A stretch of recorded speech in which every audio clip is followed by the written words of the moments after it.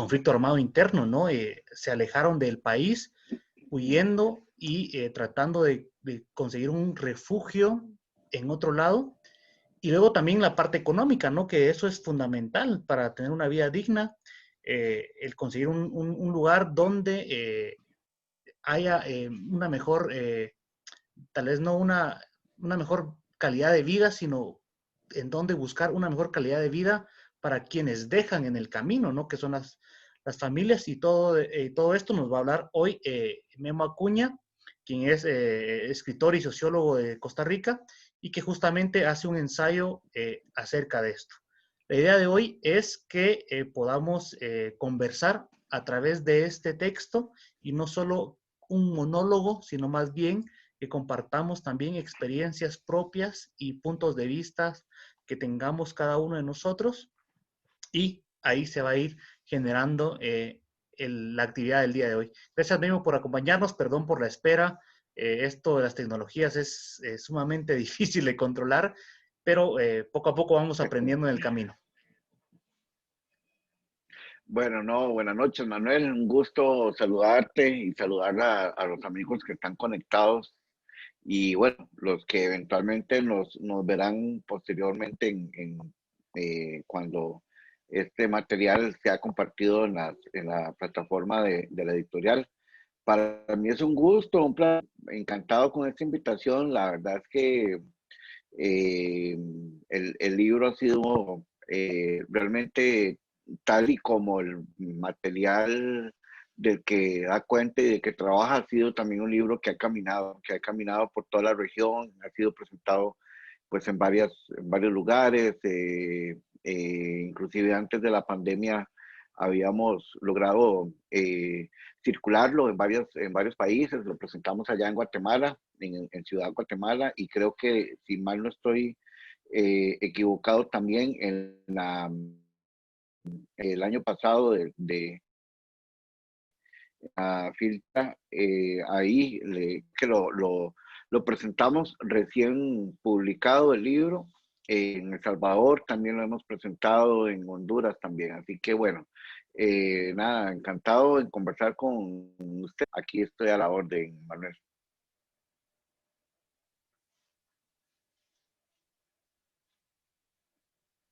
Gracias, Memo. Y justamente se presentó para la feria acá en Shela el año pasado. Y de repente Sí. podemos ir conversando un poco acerca de cómo empezó esta inquietud, de repente a través de la poesía, creo yo también, de hablar sobre migraciones desde tu punto de vista como sociólogo, Sí, académico. ¿Cómo surgió esa inquietud de empezar a hablar de estos eventos que son normales en el ser humano, ¿no? De migrar. sí. Bueno, sí, más o menos tenemos un poco más de 20 años de andar trabajando estos temas a nivel regional y desde diferentes enfoques y de diferentes dimensiones. Eh, eh, y bueno, hace unos 5 años empezamos a hacernos preguntas sobre lo que estábamos observando a nivel regional con estas nuevas realidades, ¿no? Que se empezaron a manifestar, creo que a principios de la década, lo que llevamos ¿verdad? Del 2020, pero en particular en la primera parte del 2010, de la segunda década de este siglo, se empezaron a vislumbrar una serie de problemáticas vinculadas con las movilidades humanas en las que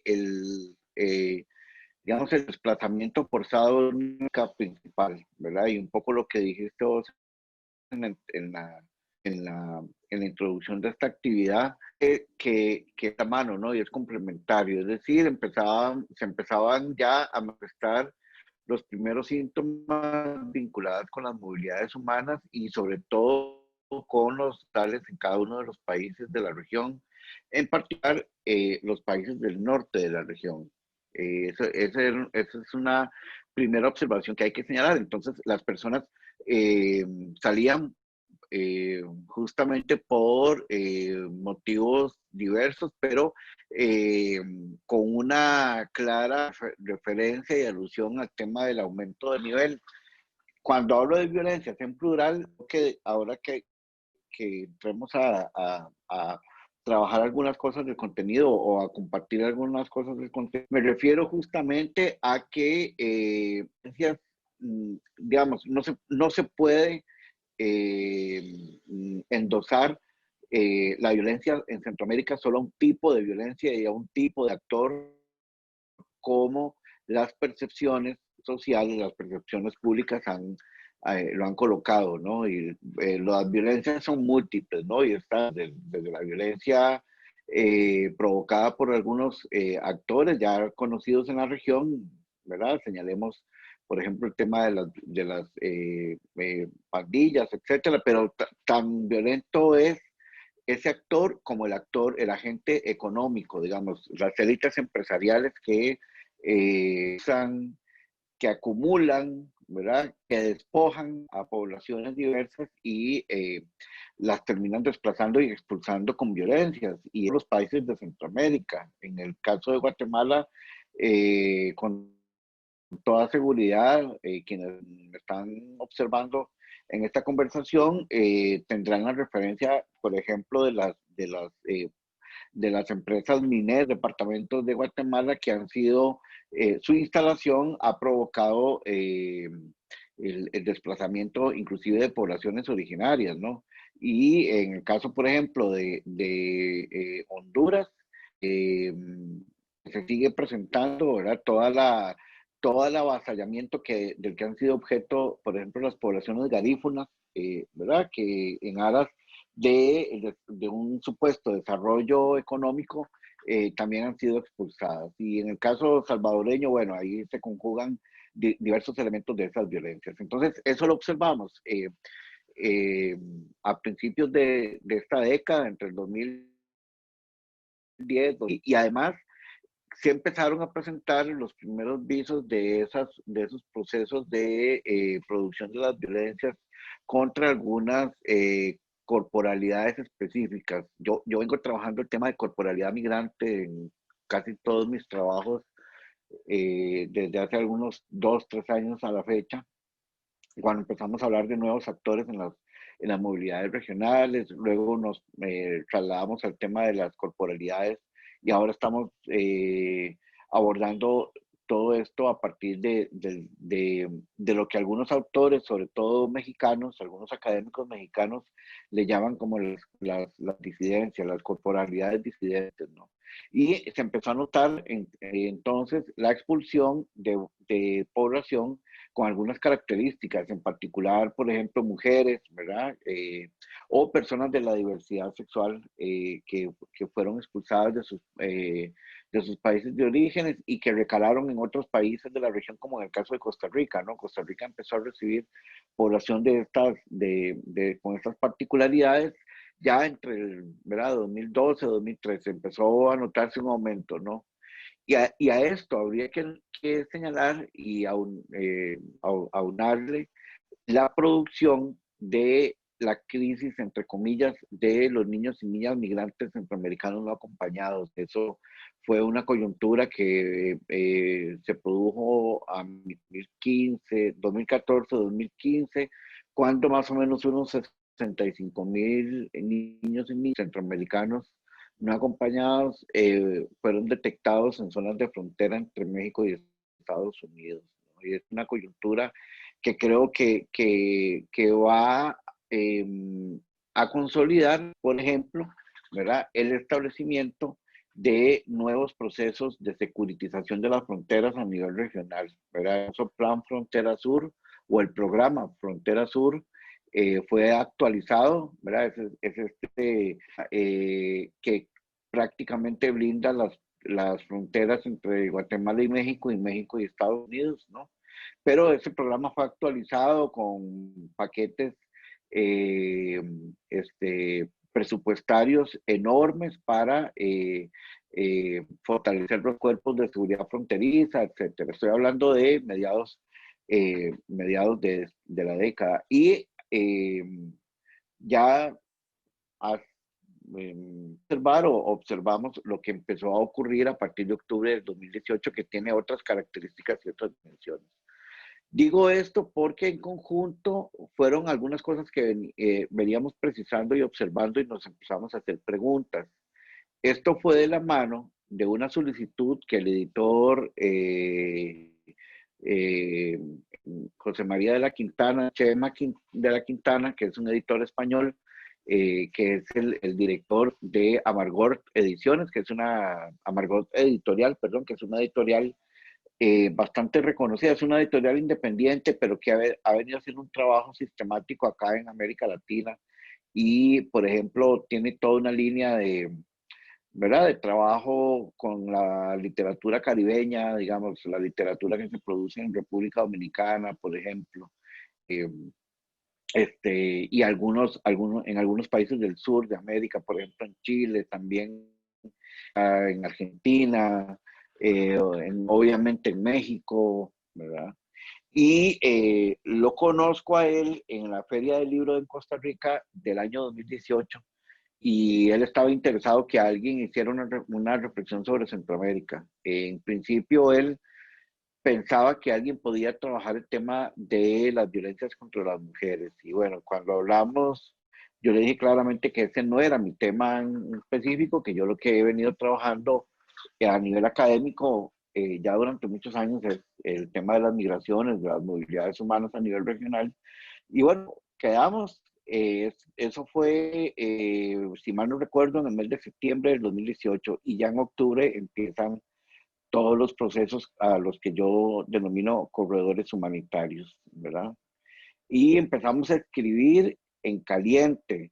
El libro se escribió entre más o menos entre noviembre del 2018 y abril del año pasado, 2019, cuando los hechos todavía se estaban produciendo, ¿verdad? Cuando varios grupos ya habían salido de Honduras, de El Salvador también ya habíamos tenido devoluciones, ¿verdad? Ya habíamos tenido también detenciones masivas de estas poblaciones.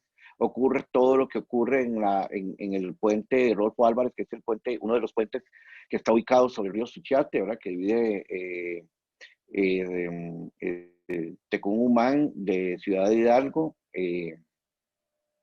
Ya había ocurrido eso en noviembre, ya habían ocurrido algunas coyunturas también, ya los primeros grupos de migrantes centroamericanos habían llegado a la frontera con Estados Unidos, particularmente a Tijuana, ¿verdad? Y habían sido objeto de las más diversas expresiones de violencia y de rechazo, de discriminación, de racismo, ¿verdad?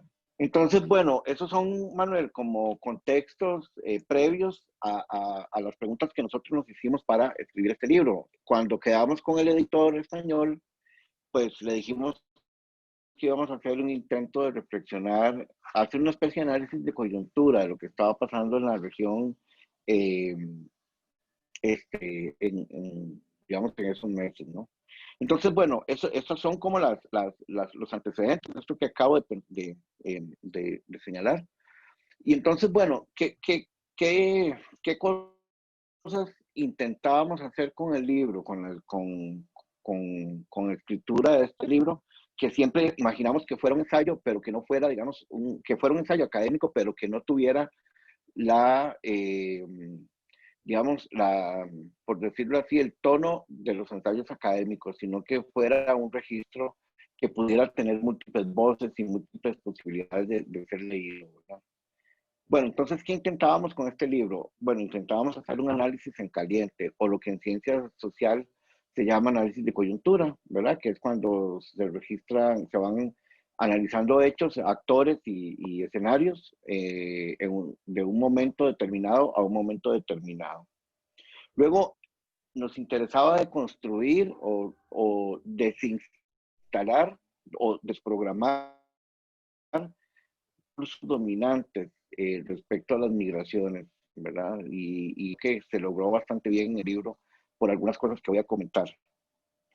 Eh, y también incorporar algunas otras formas de análisis del tema, las movilidades humanas, de las migraciones en la región. Es decir, esto que señalabas, Manuel, al principio sobre que se venía conociendo que la gente migraba por motivos económicos, bueno, ya ahora hay un vínculo de otros factores, ¿verdad? Donde las violencias apuntan otro tipo de dinámicas que son las que están generando las movilidades humanas en acto.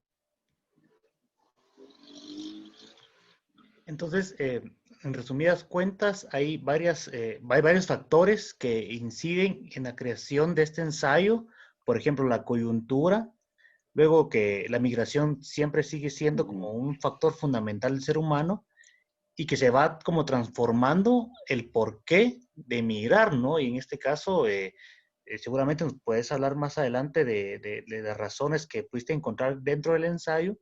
Y otra de las cosas más importantes y fundamentales que yo encontraba en el libro es el no tomar en cuenta al ser humano como una estadística, porque no somos un número, ¿no? Somos personas que pensamos, que sentimos y que realmente no es porque sí el que vayamos viajando de un lado a otro, sino más bien hay una razón atrás de esta. ¿Nos podrías platicar un poco acerca de esta, de repente, subjetividad que encontramos dentro de las razones de migración de un lado a otro? Y, y esta coyuntura que, por ejemplo, la de Honduras, que fue la más conocida, o al menos por mi persona en los últimos 2 años quizás, de estas olas que se venían dando de personas de Honduras, caminando desde Honduras hasta el puente en Suchiate, y esta protesta que se da también en el querer pasar a México y el llegar a un acuerdo en el que sí les dan como un asilo, pero también hay limitaciones, ¿no? Y que esto viene generando muchos riesgos también para un grupo vulnerable como son los niños. ¿Cómo se ve esto desde Sí. el punto de vista académico? Sí, tal vez empiezo por esto último que estás señalando y que lo vinculo con tu pregunta de la subjetividad. Y es que cuando hablamos de estos procesos de lo que yo le llamo, digamos, corredores humanitarios, porque trato de distanciarme un poco de la narrativa oficial o hegemónica que lo sigue denominando como caravanas. Yo discuto en el libro la caravanización de estos movimientos, ¿no? Porque la caravanización lo que hace es que hegemoniza un grupo que es a todas luces heterogéneo. Y por eso quería empezar por esto último que señalaste, porque eran grupos complejos, no era un solo grupo pétreo o duro, eran varios grupos, inclusive hubo un momento entre octubre y noviembre del 2018 donde este grupo se divide en tres y toman distintas rutas, inclusive las personas de la diversidad sexual, los migrantes centroamericanos, eh, a partir del centro de México toman caminos distintos y son el primer grupo que entra o que llega a la frontera a Tijuana. Pero bueno, tenía que ver un poco también con el acoso del que venían siendo objeto en los mismos grupos, y bueno, y también porque querían visibilizar de alguna forma sus agendas específicas al llegar a Tijuana, al llegar a la frontera con Estados Unidos, ¿no? Entonces estábamos hablando de grupos diversos, heterogéneos, donde habían niños, jóvenes, mujeres, personas con discapacidad, personas de la, de personas adultas mayores, etcétera, ¿no? Y bueno, y de diferentes lugares de origen, ¿verdad? Cuando se dice venían de Honduras, bueno, venían de varias partes de Honduras, ¿verdad? De San Pedro Sula algunos, otros de las mismas zonas de Tegucigalpa, igual en el caso de El Salvador, ¿verdad? Y Guatemala.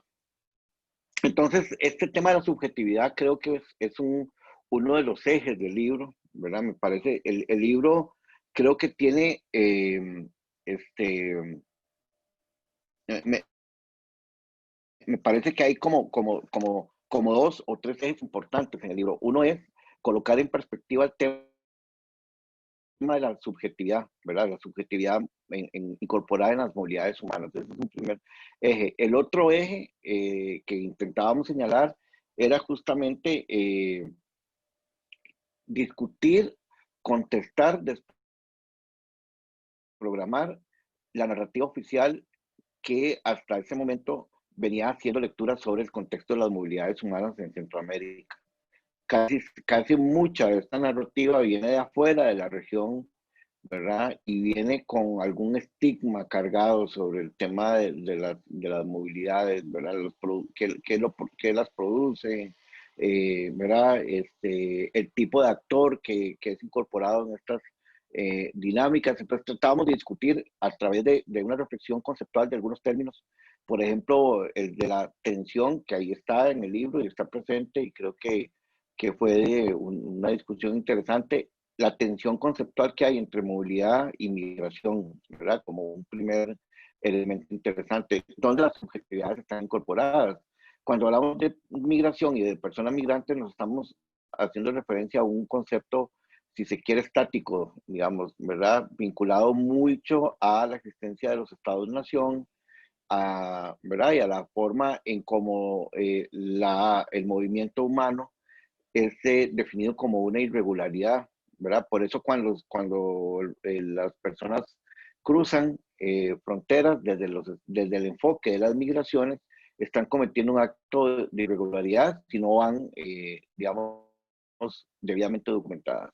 En cambio, el concepto de movilidad humana apela a un proceso de normalidad en el cruce, ¿verdad? Es decir, hay una noción y una relación con la movilidad humana que se desplaza, que es un evento natural consustancial a la dinámica humana, ¿verdad? Y creo que de alguna manera algunos actores vinculados con estos temas, con la gestión y con el acompañamiento, utilizan mejor el enfoque de la movilidad humana que el de migraciones, ¿verdad? Hago referencia, por ejemplo, tan solo uno de los actores, que es toda esta industria del acompañamiento, digamos, desde el derecho humano o desde la caridad, como en el caso de las iglesias, distintas denominaciones de iglesias que no hablan de migración, sino que hablan de movilidades humanas, ¿verdad? Y inclusive algunas tienen pastorales de la movilidad humana o secretarías de movilidad humana, etcétera, porque entienden mejor esta dimensión y más relacionada con el tema de la dignidad. Pero entonces hablamos de subjetividades en plural, ¿verdad? No hablamos de una subjetividad que se moviliza. Cuando en los medios de comunicación, en ciertas agencias eh, internacionales de cooperación, etcétera, y también algunas academias, creo yo, y yo creo, lo digo en el libro, se refieren al tema de las movilidades humanas en Centroamérica, lo hacen de forma despectiva y casi que hegemonizante. Y creo que en el libro intentamos romper con esa lógica, ¿verdad? Ese era como eh, un segundo eje. Y un tercer eje que tratábamos de incorporar era colocar en perspectiva esto que estábamos viendo en el momento mismo de estarse produciendo y bueno, y que todavía se sigue hablando así. Yo hace un par de semanas estuve en un coloquio en la Universidad de Guadalajara sobre estos temas. Todavía siguen hablando de estas nuevas formas de movilidad que no se habían observado antes de octubre del 2018. Y entonces en el libro para tratar de caracterizarlos de mejor manera, ¿verdad? ¿Qué significa que sean nuevas formas de movilidad? Bueno, que antes de esas fechas no habían registros de una visibilidad grupal, como si se empezó a notar, ¿verdad? A partir de octubre, noviembre del 2018. Tiene una connotación, una racionalidad y una forma de explicarse, ¿no? Y es que el aumento de la inseguridad en el tránsito para las migraciones centroamericanas por México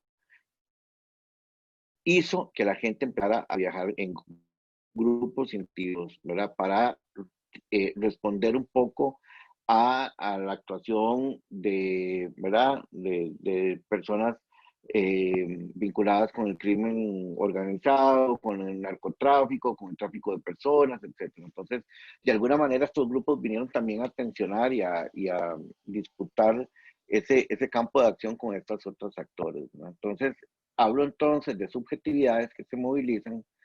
Como decías vos, Manuel, creo que es importante siempre entender que detrás de las estadísticas que se hacen, ¿verdad?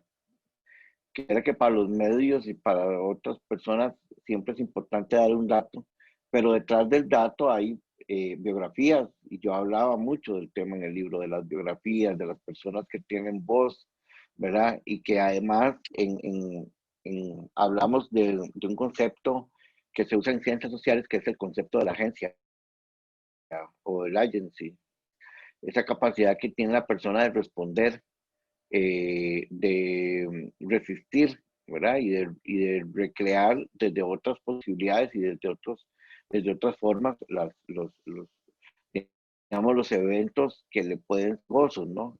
Entonces, encontrábamos esto y encontrábamos una relación entre subjetividad y corporalidades, ¿verdad? Porque hablábamos de corporalidades distintas, ¿verdad? Entonces, en ese marco de las corporalidades distintas, hicimos acopio de información de fuentes periodísticas y fuentes académicas de cosas que fueron experimentando estos grupos en su paso por México, ¿verdad? En aquella grotesca de algunos grupos que en su paso por Chiapas, estando una noche en uno de los lugares, en uno de los pueblos en el sur de México, estaban descansando en el parque y de alguna manera, bueno, las autoridades de salud del gobierno local eh, las fumigaron, pasaron fumigando a estos cuerpos centroamericanos porque los entendían portadores de alguna enfermedad que venía de Centroamérica, ¿verdad? Y eso pasó con estas corporalidades y estos grupos, ¿no? Y así con otras cosas que pasaron, digamos, en donde el cuerpo migrante siempre estuvo de alguna manera en perspectiva, ¿no?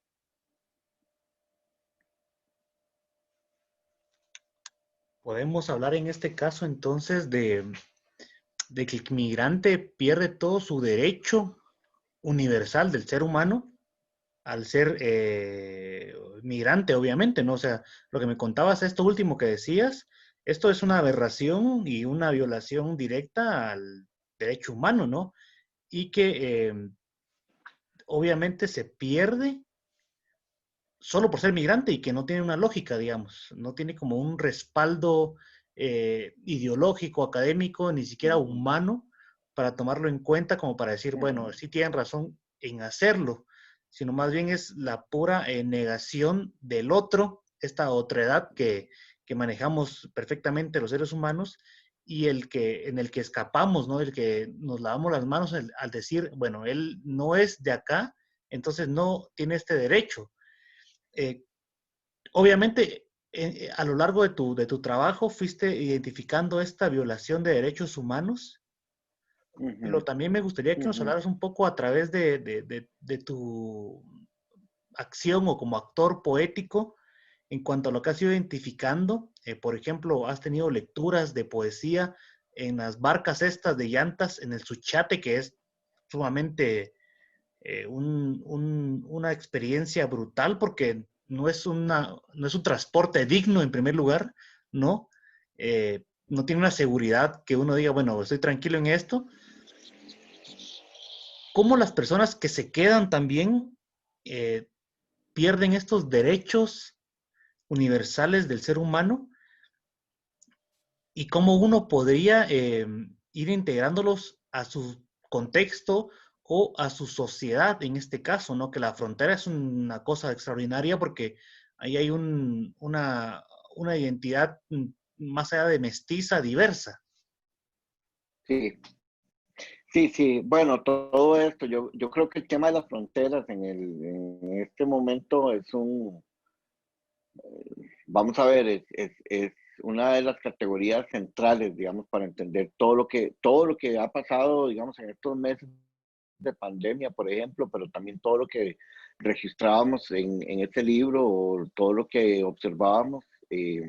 Efectivamente hemos estado en algunas ocasiones en esa zona de frontera entre Guatemala y México, bueno, haciendo, ¿verdad? Procesos más vinculados con la narrativa poética, tratando como de entender y observar. Hemos sido observadores también de las dinámicas que pasan en esa frontera o en ese segmento de la frontera, ¿no? Porque la frontera es, digamos, una franja bastante amplia, bastante extensa, donde en su momento se llegaron a contabilizar cerca de 400 puntos ciegos, ¿no? De cruce entre un lado y otro, digamos,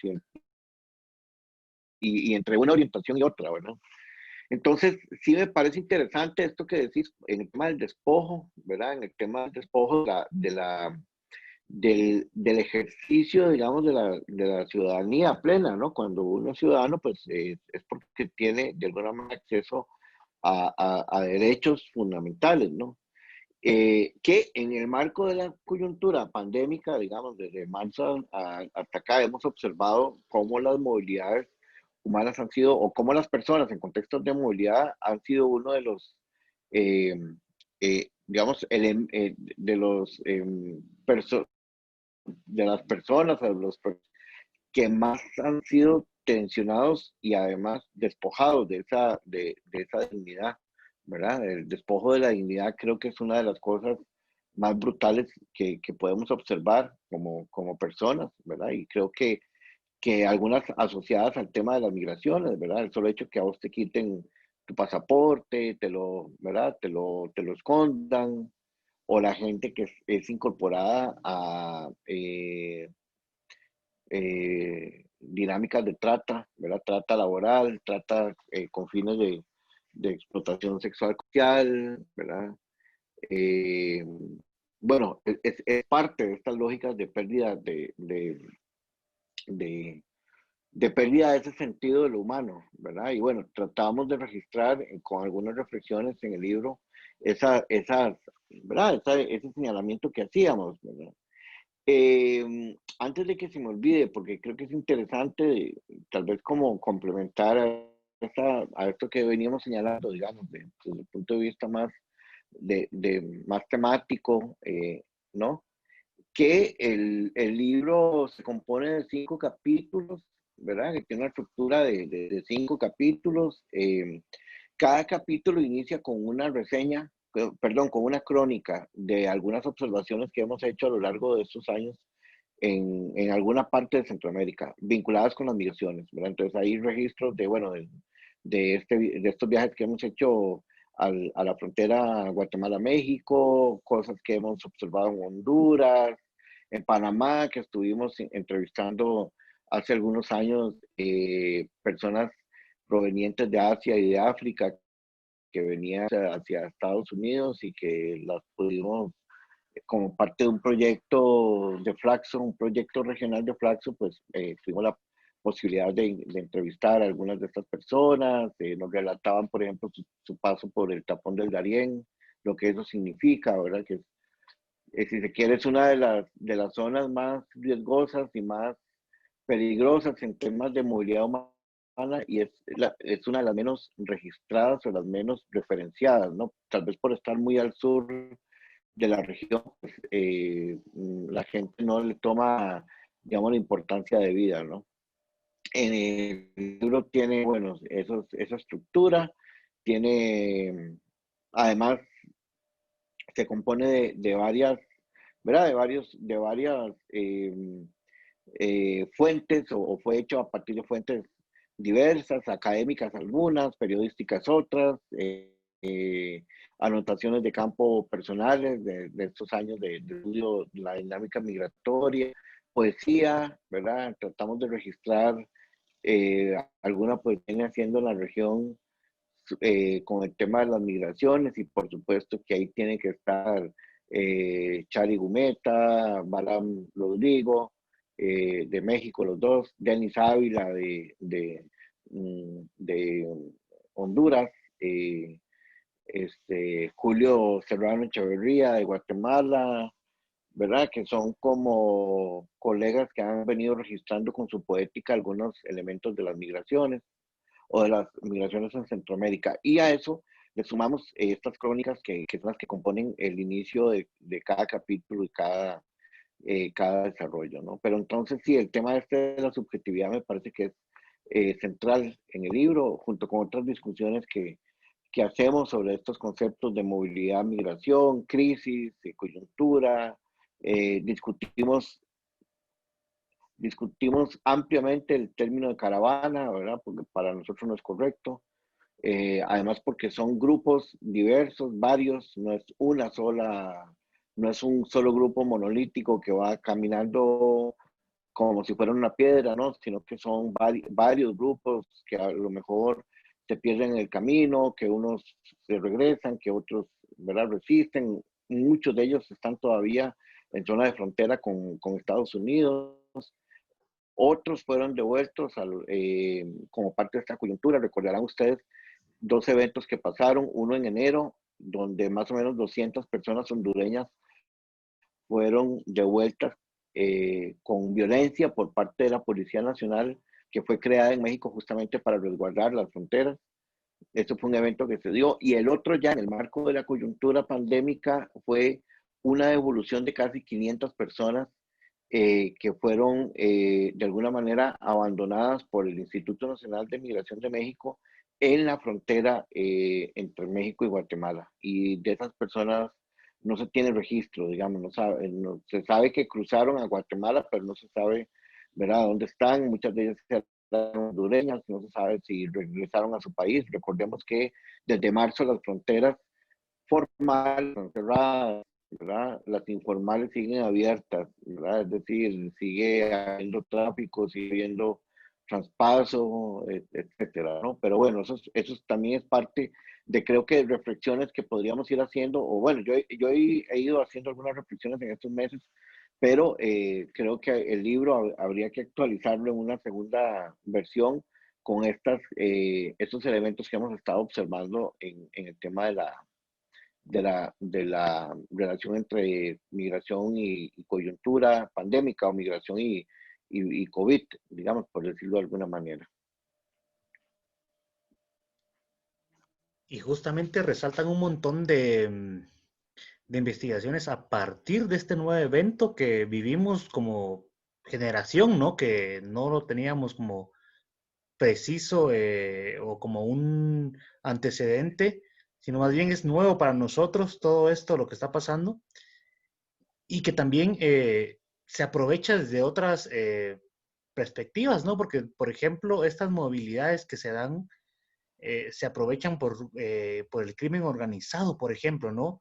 Como la trata de Ujú, personas, que ujú. es sumamente importante tocarlo. No sé si el libro también toca un punto sobre esto, Memo.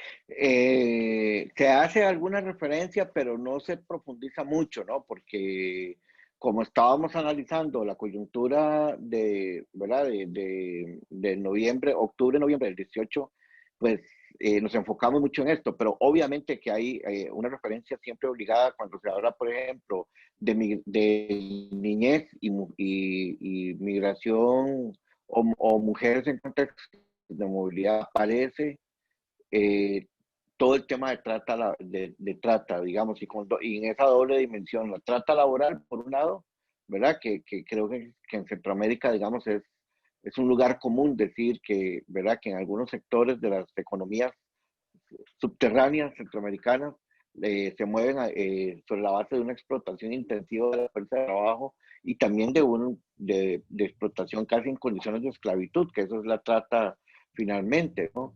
Y la trata con explotación sexual comercial, que creo que ha sido una característica de las movilidades centroamericanas en zonas sobre todo en la frontera entre Guatemala y México, ¿verdad? Y lo que se registra ya kilómetros adentro en territorio mexicano, que creo que es, ¿verdad?, que otros autores lo han analizado.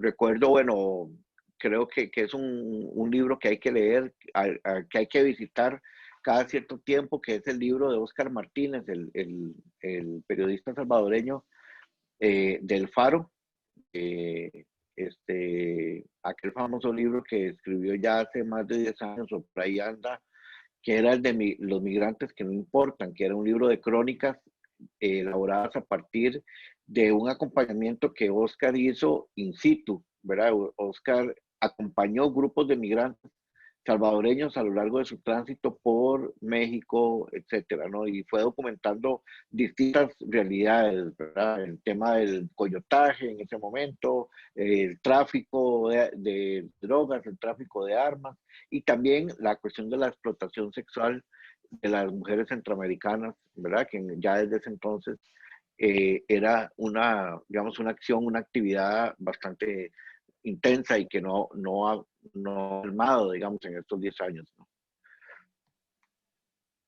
Sí, sí, que es como un denominador común de lo que pasa también con las migraciones. Y bueno, también me gustaría dejar el espacio para que los que estamos acá conectados puedan generar algún tipo de pregunta, alguna duda que les quede alrededor de lo que vamos hablando, para que esto se vuelva una conversación en comunidad, ¿no? Que es lo que se espera de este proyecto que es la Escuela Libre. Entonces, les dejo el espacio si tienen alguna duda. De repente por ahí, si son tímidos, lo pueden dejar en el chat, no hay ningún problema y los vamos leyendo para ir conversando a través de estos comentarios, dudas o también aportaciones que puedan dejar a través de esto de la migración y el por qué hacemos este ejercicio, porque también podemos llamarlo como un ejercicio de migrar, eh, buscando una alternativa a lo que ya conocemos o nuestra realidad. Entonces, dejamos el espacio por aquí. Si quieren dejar como algún comentario, alguna pregunta, el micrófono está abierto para todos y a todas. Y el chat también, ¿no? Entonces, por si alguna persona tiene ahí algún problema con su audio, nos puede dejar acá la pregunta en el chat, que con gusto la vamos leyendo. Y el espacio es de ustedes para que puedan ir conversar con Memo. Me parece muy importante. Buenas noches y le quiero agradecer por el libro. Sí estimula mucho a adquirirlo para leer porque, les soy honesta, yo he trabajado ahora con temas de migración interna aquí en Guatemala, en comunidades MAM y migración también externa, pero es muy difícil encontrar autores que deconstruyan la categoría de migración. Y es lo que en las investigaciones hemos planteado, porque seguir con el discurso hegemónico de la categoría de migración es justificar los estados-nación y toda la vinculación de... Es que es bien interesante, y a eso la pregunta, ¿verdad? Es interesante todas las contradicciones dialécticas que generan un tipo de paradojas. Por ejemplo, hay un autor en el Monach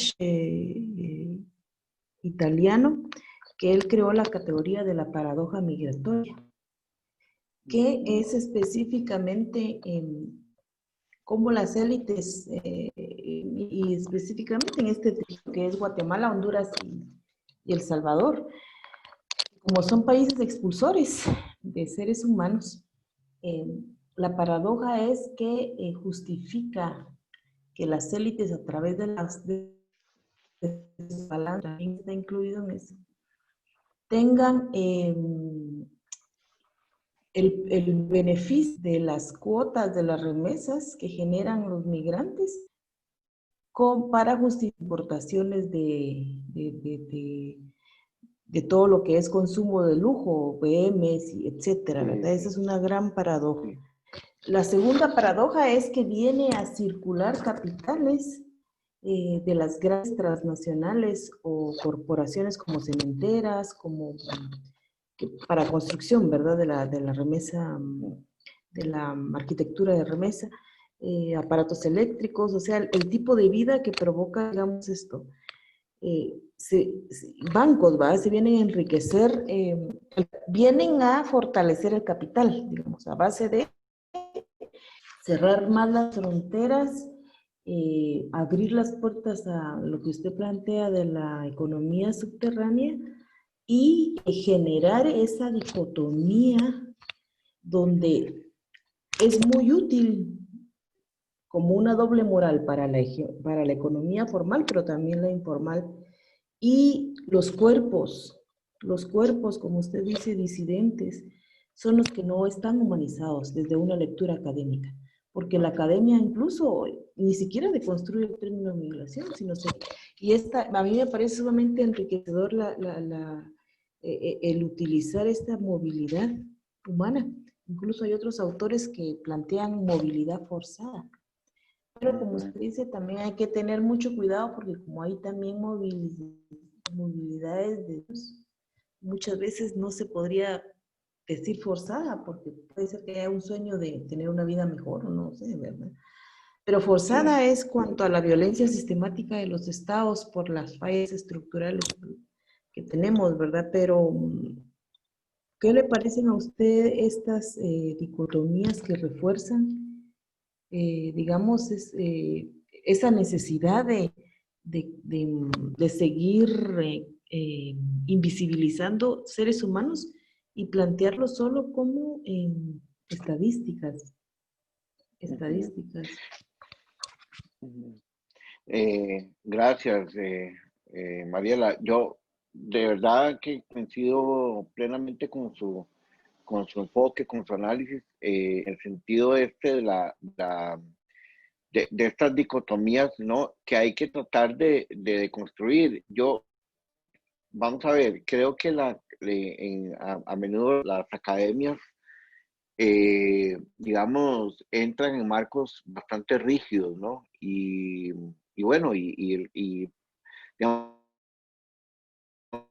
por ejemplo, en América Latina es un campo donde ha privado, por ejemplo, durante mucho tiempo el nacionalismo metodológico, ¿verdad? Es decir, la autorreferencialidad, digamos, a la relación entre migración y Estado, por ejemplo, ¿verdad? Eso es un esquema del cual, digamos, ha costado mucho salirse, ¿no? Por eso es que desde distintas formas, donde la cuestión de la migración pueda ir siendo, digamos, precisada desde otros marcos de comprensión y análisis, ¿verdad? Como eso que estamos intentando aportar con yo, me parece que algo nos ayudar a superar estas limitaciones, de ciertos abordajes académicos. Y algo que quería hacer referencia, que creo que Manuel en algún momento me lo ha preguntado, digamos, un par de veces, o por lo menos ¿verdad? Ha asomado por ahí, es que hay otro tipo de narrativas que nos ayudan a interpretar y entender de mejor manera esto que llamamos, digamos, subjetividades, biografías, corporalidades, ¿verdad? El mismo tema de frontera, digamos, entendiéndolo desde otra lógica, ¿verdad? Menos vinculado su noción desde la geografía política y más vinculado con nociones más amplias, ¿no? Desde el punto de vista, si se quiere, antropológico, comunicativo, etcétera. Pero a lo que me refiero, por ejemplo, es a las narrativas desde la literatura, ¿verdad? Que nos ayudan a ver desde otros ángulos y de otras precisiones estos temas, ¿no?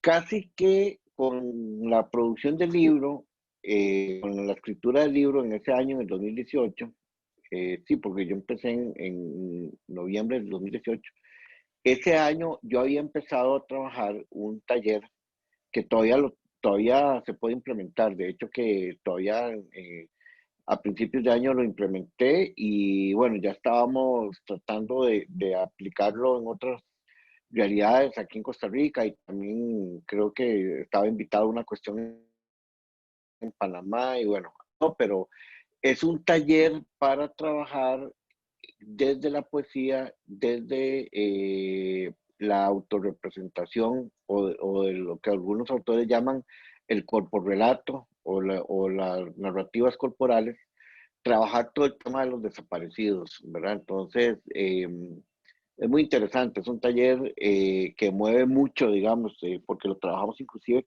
con bandas sonoras y con algunos elementos que le hemos ido incorporando al taller, pero donde está presente mucho la literatura, la poesía, el registro, la crónica, ¿verdad? La, bueno, hemos usado, por ejemplo, el material que generó Carlos Adán García de allá de, de Quetzaltenango en su proyecto. No sé si ustedes recordarán que él, justamente entre octubre y noviembre de ese año, del 2018, recogió varios testimonios de personas migrantes justamente ahí en Tecumumán, en la frontera. Entonces, los registró con voz, ¿verdad? Los grabó y bueno, hizo un proyecto muy interesante que se llama Nosotros Olvido, que no sé si todavía lo tendrá, digamos, colgado en la red, pero bueno, de hecho, en el libro aparecen 2 o 3 testimonios de estos que Carlos, ¿verdad? Asumió. Y bueno, en el taller trabajamos varias cosas, ¿no? A lo que quiero referirme o quiero hacer referencia con esto que estoy diciendo es en la interacción entre distintas posibilidades para entender desde otras formas el tema de las migraciones o el tema de las movilidades humanas. Y yo coincido plenamente con usted sobre las dicotomías y sobre estas formas a veces hegemónicas y las mismas academias, ¿no? Porque acordémonos que las academias tienen, eh, al decir de Santiago Castro Gómez, ¿verdad? Tienen estructuras arbóreas, disciplinarias que todavía las ubican como ejercicios estancos de la colonialidad, llama Santiago Castro Gómez a esto que pasa particularmente en las instituciones universitarias, ¿no? Y entonces hay que desmontar esto desde otras formas, ¿verdad? Posibles, como esta que estamos comentando, desde la literatura, desde el tema de las corporalidades, ¿verdad? De repente hacer un ejercicio de vínculo entre la sociología y la danza, por ejemplo, para registrar cosas, ¿verdad? O, bueno, no sé si ustedes tienen conocimiento, pero desde hace muchos años en los albergues para personas migrantes que hay en la frontera entre México y Estados Unidos, se han venido recogiendo narrativas poéticas de los mismos personas migrantes. Es un proyecto que tiene una persona mexicana, ¿verdad? Eh, un asistente mexicano de uno de estos albergues que empieza a trabajar con un poema que hizo un español sobre el tren La Bestia. Le llama así La Bestia al tren, es un poema bastante, al poema. El poema es bastante largo, entonces con ese texto se trabaja en varios albergues tratando de que las personas migrantes escriban. Entonces hay poética también escrita en primera persona por las personas migrantes, ¿verdad? Eso se hizo hace algunos años. No tengo registro de si se continuó el proyecto, pero creo que es parte también de estas nuevas formas de intercambios y de interrogaciones, ¿no? Memo, y hay una cosa muy interesante que mencionas y es justamente de esto de los registros.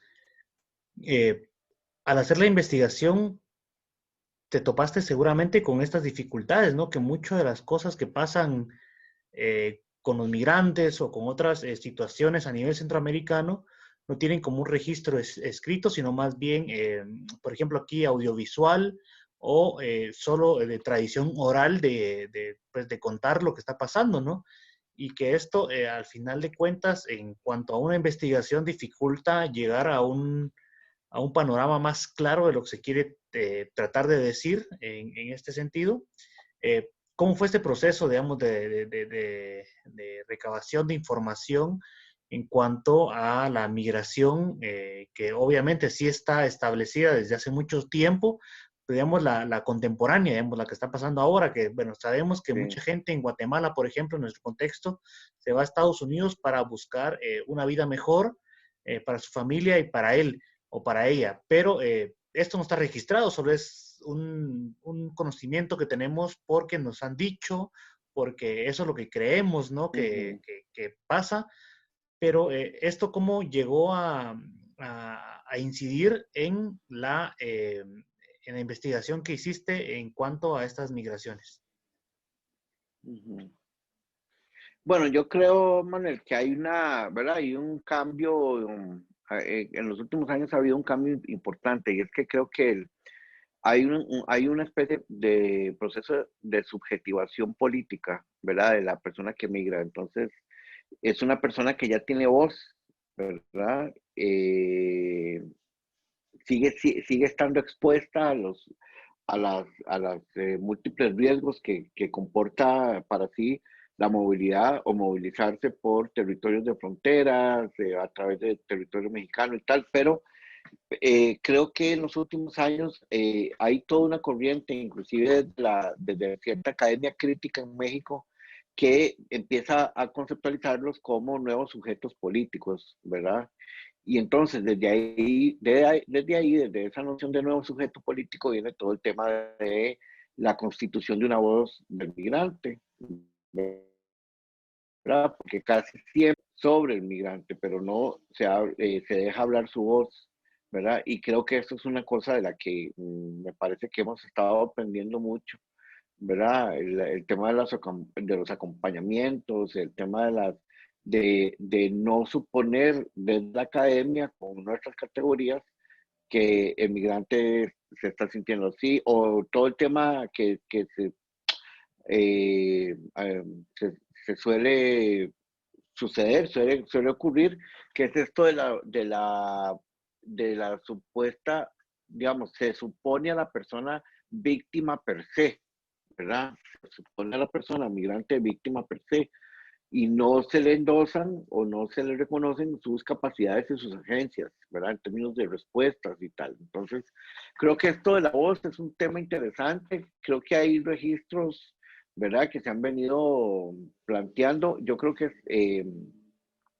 inclusive en el marco de la pandemia, me parece que hay una especie de llamado de atención a las ciencias sociales y a la investigación en general de cómo era que se venía registrando, digamos, esa voz migrante, ¿verdad? O esa voz de la persona que se moviliza. Entonces, creo que ha empezado a generarse todo un movimiento, por ejemplo, con la ciberinvestigación y el ciberacompañamiento a estas poblaciones, donde, digamos, se supone que el que tiene la voz no es la persona que investiga, sino esta persona, digamos, que en su subjetividad muestra todas estas tensiones y estas paradojas y estas contradicciones, ¿verdad? Vamos a ver, en el libro se habla mucho de eso, ¿no? De no suponer que estamos hablando de un individuo homogéneo, ¿verdad? Que tiene unas características inamovibles, ¿no? La persona que se moviliza, digamos, con todas sus complejidades y todas sus contradicciones también. Y eso sale mucho a la luz y sale mucho a la voz. Ah, es cierto que hasta hace poco esa voz no se escuchaba por el tema de la seguridad, ¿verdad? Porque había un cierto temor a darle mi test a la otra persona eh, por miedo, digamos, o por incertidumbre, o no se sabía qué se iba a hacer muy bien con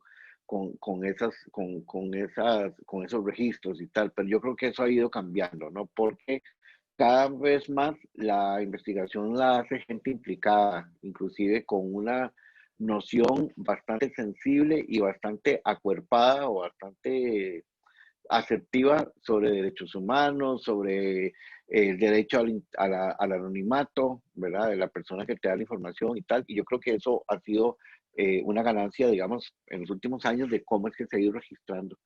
Otras formas de registro son estas que mencionábamos antes, ¿no? A través del arte, por ejemplo, de la poesía, de la crónica, de la narrativa, ¿no?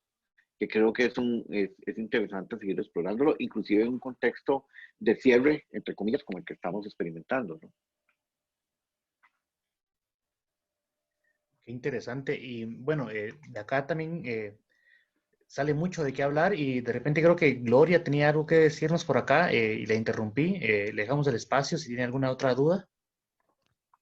Así, a esto se le puede llamar como un giro metodológico, que es lo que estoy notando. Sí, yo creo que hay un punto de giro, vamos, me he encontrado yo que creo que interesante y que creo que da para mucho, ¿no? Lo que pasa es que estamos en medio de esto y a veces estos giros, ¿verdad?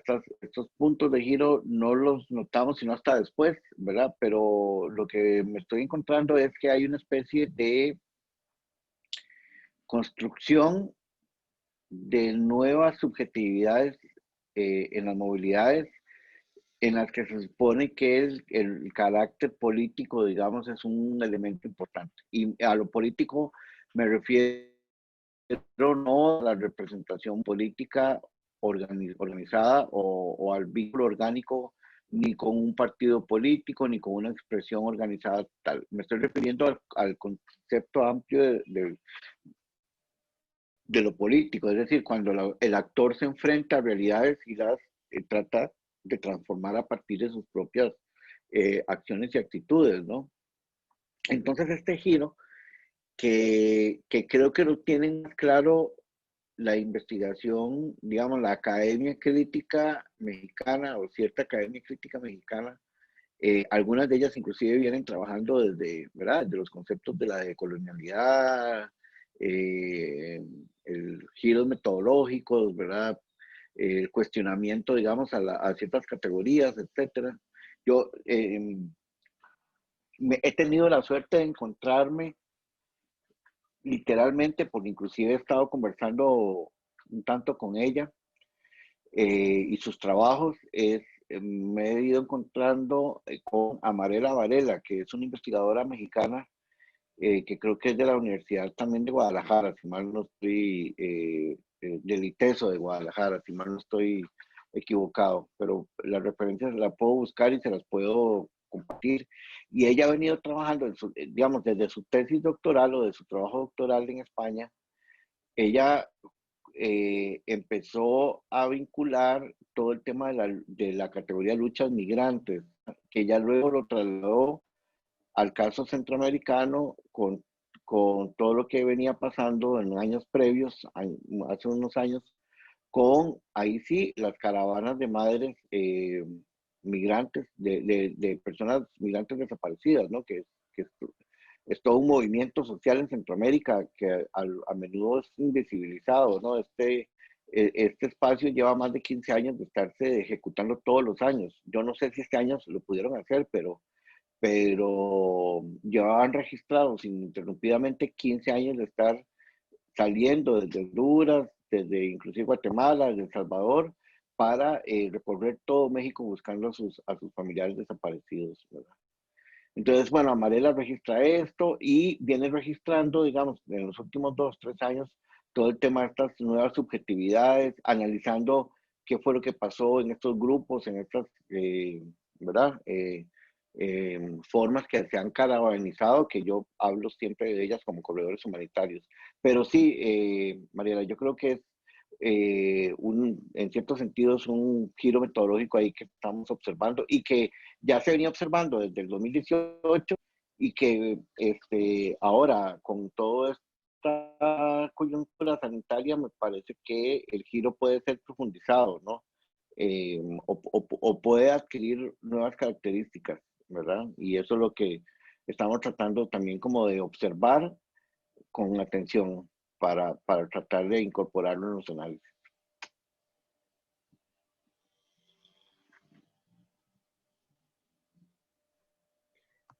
Excelente, Memo, y Mariela, ahí por la pregunta. Es muy interesante como conocer estas diferencias y también estos contextos que abarca todo lo que tiene que ver con migración y en un lugar que se ha prestado para esto desde hace mucho tiempo, ¿no? Que es la región centroamericana. Memo, ya por último, ¿cómo ves vos la migración costarricense hacia otros lugares?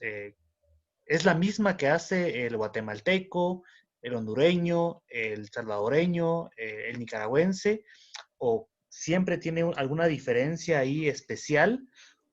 Cómo se ve también la migración desde Costa Rica hasta este triángulo también diferente, ¿no? Que es un triángulo muy Sí. especial, si lo podemos decir así, pero este especial tiene mucho contexto histórico y una carga política diferente al resto de Centroamérica. Sí. Bueno, es muy interesante la pregunta, Manuel. Te la agradezco porque casi nunca, cuando se habla de migración centroamericana, pues eh, pasan dos cosas, ¿no? Como que el peso analítico está colocado justamente en el norte de la región, por obvias razones, ¿no? Por la cuestión estadística, ¿verdad? Por la cuestión histórica, historia reciente o historia de larga duración, como habla Wallerstein en sus análisis. Y eso es una cosa, y lo otro es que el sur de la región suele ser tratado desde otras implicaciones analíticas, ¿no? Y ahí el sur de la región incluimos Nicaragua, Costa Rica, Panamá, y yo acostumbro incorporar también el caso de Colombia, que es un caso interesante por la relación poblacional con Panamá y con Costa Rica, ¿no? Hace unos años fue muy intensa la migración colombiana a estos países, ¿no?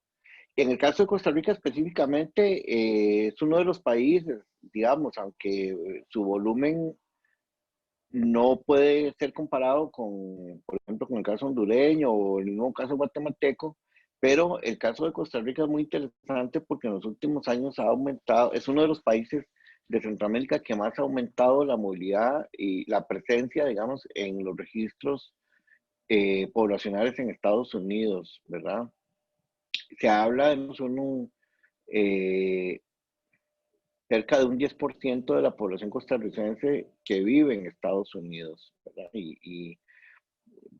Bueno, hay elementos que explican esto, ¿no? El tema de la crisis económica, la intensificación del modelo neoliberal, ¿verdad? Que ha quebrado lógicas económicas, por ejemplo, en el campo costarricense y que ha provocado que la gente tenga que salir, ¿verdad? Para buscar, como decías vos, Manuel, una mejor calidad de vida en el contexto de Estados Unidos, eh, desempleo, aspectos que hacen que ciertas poblaciones costarricenses se desplacen fundamentalmente hacia Estados Unidos, pero también se han ido encontrando algunas cadenas migratorias muy interesantes, digamos, ¿verdad? Algunas de ellas laborales, como en el caso de alguna segmento de población costarricense en algunos países del Caribe, ¿verdad?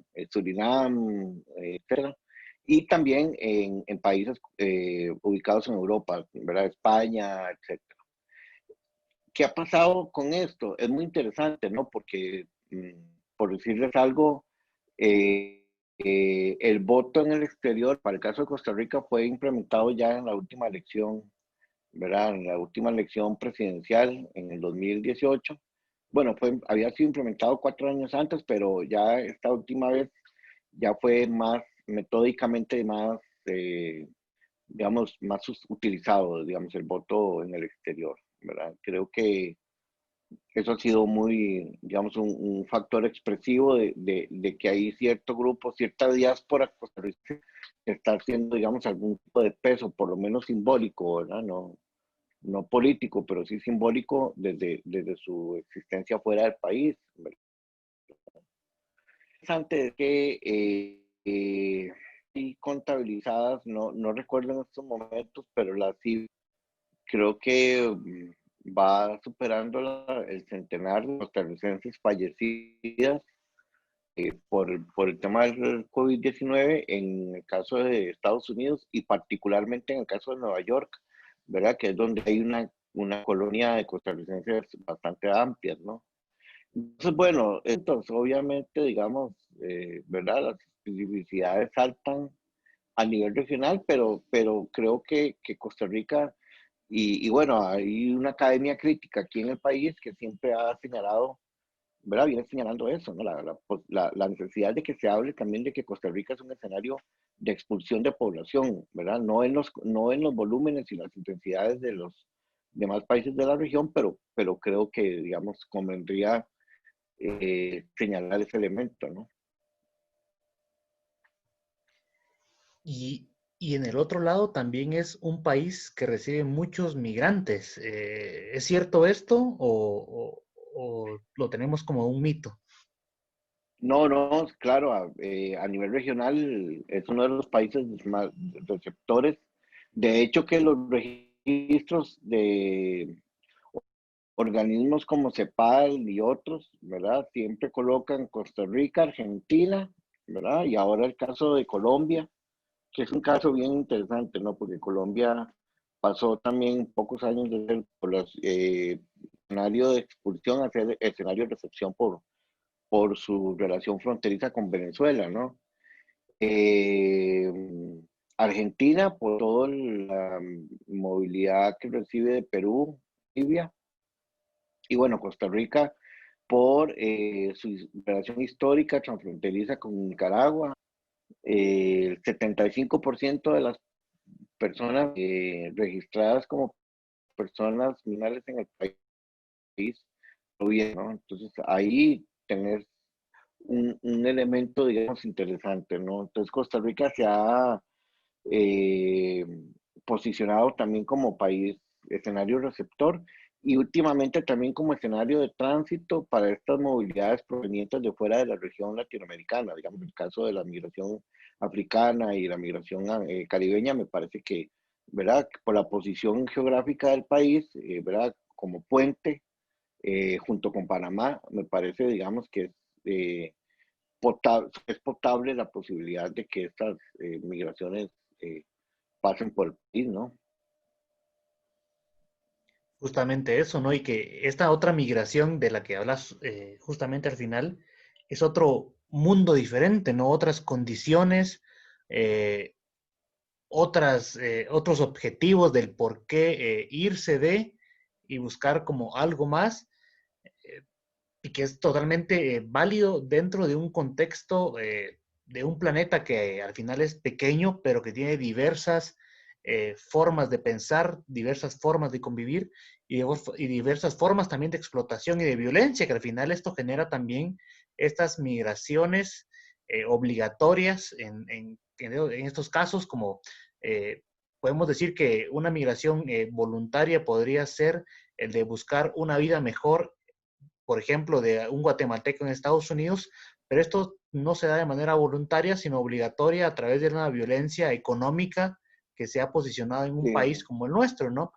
Y que al final podemos ver que uh-huh. históricamente la migración ha cambiado de razón de ser por diferentes formas de vivencia a nivel del ser humano y que se ha transformado más como una violencia eh, que dispara un dispositivo opresor y que uno busca como una mejor forma de vivir, pero incluso el claro ejemplo de Guatemala, irse a Estados Unidos, que es como el sueño americano que tanto mencionamos, te genera una violencia laboral también en el lugar donde vas a residir, porque no tenés las condiciones laborales humanas y por primer lugar porque estás indocumentado, Uh-huh. segundo porque no eres de ahí, que es como casi lo mismo, y que tienes que adaptarte sí o sí a ese contexto, que es lo que hace que uno acepte esta violencia no solo económica, sino laboral, que genera un cambio también dentro de la identidad de la persona, ¿no? Y bueno, esos son temas súper interesantes. De repente sale una segunda parte del ensayo que escribiste que nos parece sumamente interesante. Y Memo, acá en Guatemala el libro se puede conseguir. Aparte, cuando hemos presentado el libro en los festivales y en las ferias del libro, ¿hay otra manera de conseguir el libro por acá en Guatemala? Fíjate que estamos en conversaciones con el editor que en estos momentos está en República Dominicana justamente haciendo gestiones, porque él lo que ha venido haciendo es generando una especie de contratos con algunas casas, digamos, distribuidoras, ¿verdad? Y aquí en Costa Rica logró colocar los libros este libro pertenece a una colección que se llama Colección Quetzal, donde hay nueve títulos de poesía y este mío el ensayo, ¿no? Y él lo colocó en una de estas, ¿cómo se les puede llamar? Digamos, una franquicia en una franquicia de librerías que me imagino que en Guatemala existirá, no sé, eh, ¿verdad? Que son como las plus, digamos, estas librerías ¿verdad? Con un concepto de servicio al cliente y de, ¿verdad? No sé si, y además es una cadena de librerías en casi que en todo el país.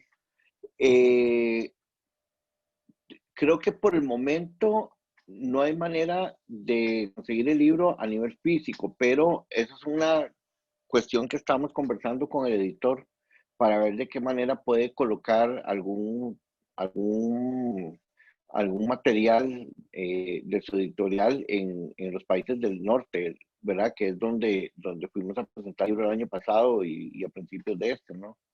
Pero bueno, yo te mantendré informado, Manuel, de las posibilidades que hayan, más ahora que con todo esto de los cierres de frontera y esto, pues se hace más complicado, ¿verdad? El acceso a estas formas de que los libros viajen, pero bueno, de alguna manera trataremos de que el libro, digamos, pueda ser de alguna forma adquirido allá en Guatemala en lo que viene, ¿no?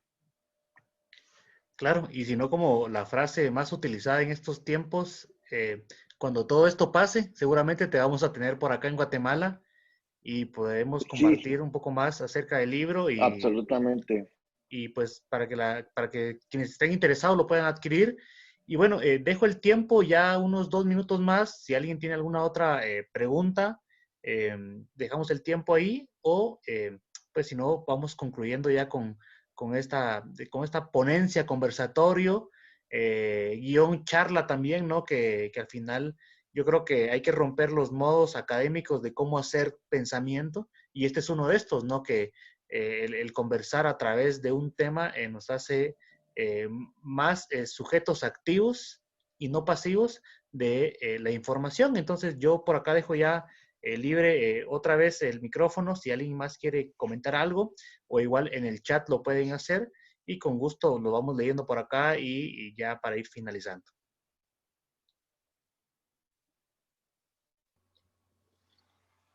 Buenas noches. Buenas noches, Freddy. Muchas gracias. Yo únicamente quisiera agregar un comentario y agradecer por este espacio que han abierto a la editorial Sion y a Guillermo por brindarnos este tiempo, porque en realidad ha sido muy enriquecedor eh, conocer diferentes perspectivas y sobre todo es esa idea que presenta en su libro, porque creo que en realidad sí es muy importante conocer la vivencia desde la vivencia propia del sujeto que está pasando por cada una de estas situaciones, porque claro, es muy importante tener una base teórica de cada uno de los fenómenos, pero lo más importante está en eso, en conocer más profundamente y más directamente lo que las personas están experimentando. Entonces creo que yo les agradezco por este espacio. No, encantado, Freddy, y a la orden.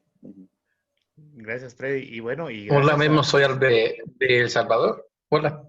Hola, Alberto.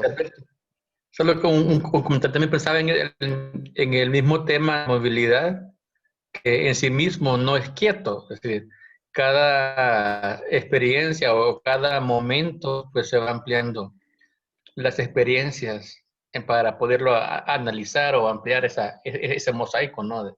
de movilidades humanas. Pensaba, por ejemplo, ahora con el tema de la pandemia, el caso de las personas que están varadas, ¿no? En países que andaban ya sea Sí, trabajando o de paseo, no sé, pero que la gente lo mira como que, se quería ir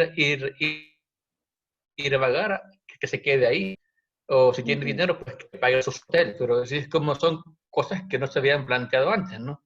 Incluso ahora con que ya están planteando reabrir, por ejemplo, aeropuertos o aduanas y exigir, por ejemplo, la prueba del virus negativa, si uno no entra, si esa misma acción se puede tener como un exilio, porque si el país no puede negarle, según la ley, el ingreso a alguien que es de ese país o que reside, ¿no? Pero si no lo deja Sí, entrar, es que es como se queda como en esas nuevas búsquedas, ¿no? Incluso de conceptos o de cómo nombrar esos estados nuevos que se van planteando a partir de nuevas experiencias de las personas. sí, sí, completamente de acuerdo con vos. Creo que estamos ante un cambio también, creo que lo mencionaba Mariela con la cuestión del giro metodológico, ¿verdad? Eh, a esto que apunta sobre los varados, que ya es una categoría, digamos, que estamos encontrando y que estamos observando. Hay otra que es la de las reversiones, digamos, las migraciones en reversa, ¿verdad? Que se empezaron a notar en los primeros meses de pandemia, que era como la forma en la que algunas poblaciones regresaban a sus países de los que se habían ido forzados, pero que también la situación los obligaba forzadamente a regresar a ellos, ¿no? Bueno, el mismo caso de Venezuela fue un caso bien paradigmático, ¿verdad? De venezolanos que tuvieron que regresar a Venezuela. Creo que en las últimas semanas volvieron a salir, ¿verdad? Hacia Colombia y hacia otros países del sur de América, pero es parte como de estas realidades que estamos encontrando, ¿no? Estas formas novedosas que se están observando en la movilidad humana. Y que justamente esta pandemia, este nuevo contexto que estamos viviendo, nos viene a poner en claro que la evolución del ser humano va a ser constante, va a ser perpetua, digamos, va a durar toda la vida que exista vida en la Tierra, y que vamos a ir tratando de buscar nuevas formas de convivir, de relacionarnos. Por ejemplo, esta nueva mecánica de acá que estamos conversando, Alberto desde El Salvador, Memo desde Costa Rica, nosotros aquí desde Quetzaltenango, Mariela aquí en Quetzaltenango, Frey creo que no sé por dónde reside, pero o sea, si esto sería imposible en un contexto diferente, ¿no? Y que justamente lo que hablaba Alberto de que ahora constitucionalmente en cualquier país no se le puede negar la entrada a ninguna persona que es residente ahí, ¿no? Pero que ahora necesita como una prueba que es negativo en esta enfermedad para poder entrar. Cómo se violenta también estas mecánicas a los derechos fundamentales o esenciales del ser humano al regresar a su lugar de origen, que en este sentido es el territorio, ¿no?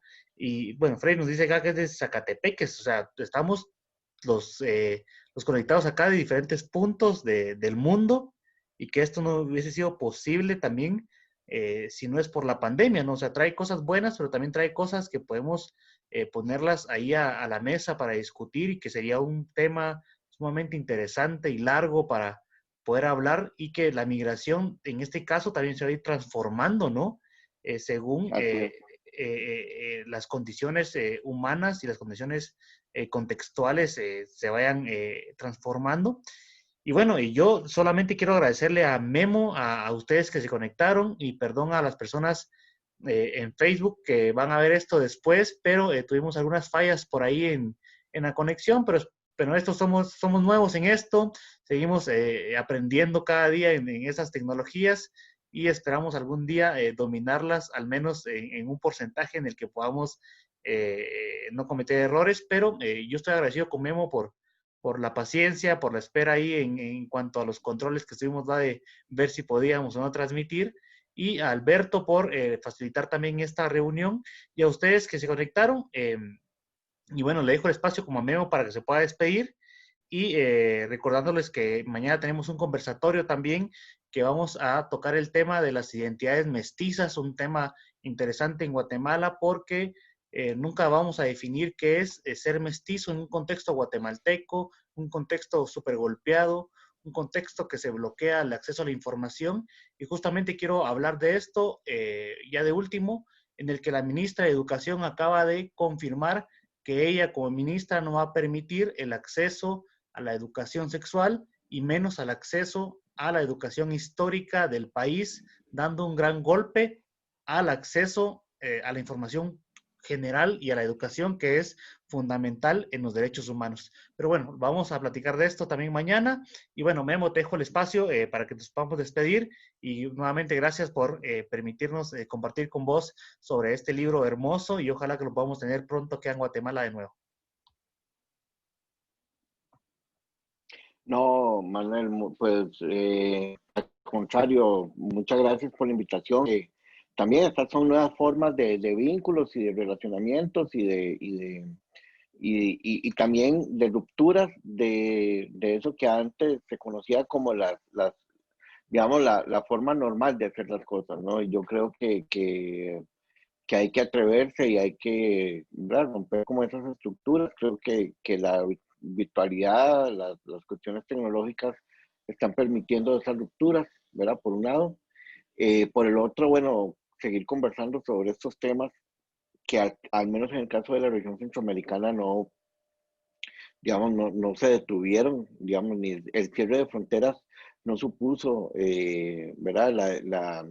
Eh, la inmovilidad, más bien al contrario, creo que se han estado observando nuevas formas de movilidad en estos meses también de lo que llevamos de pandemia, así que seguimos trabajando en esos temas y sí, cuando sea posible montarse en un autobús o en un avión, pues con toda seguridad a uno de los países que quiero regresar desesperadamente es a Guatemala. Así que encantado, un gusto, un placer haber estado con ustedes en este diálogo y en esta conversación y espero que los amigos y amigas que lo van a poder observar por Facebook, pues que encontremos alguna manera de comunicarnos posteriormente para sus consultas y sus inquietudes.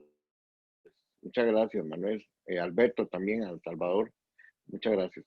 Gracias. Y bueno, que pasen feliz noche. Les agradecemos por estar acá conectados y bueno, los invitamos a seguir nuestras actividades allí.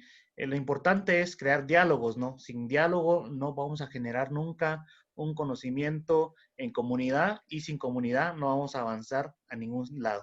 Entonces, gracias a todos y a todas. Feliz noche o feliz día, feliz tarde. Cuando puedan ver este video en Facebook o en YouTube, pues ahí estamos. Y pueden buscar ahí también a Memo para hacerle consultas sobre el libro. Ahí él está siempre disponible. Yo doy fe de esto, que es una persona que está siempre disponible al conocimiento y al compartir toda la información que ha podido recabar a lo largo de su investigación. Y bueno, feliz noche. Gracias a todos por estar acá con nosotros y un abrazo hasta la distancia. Bueno, buenas noches.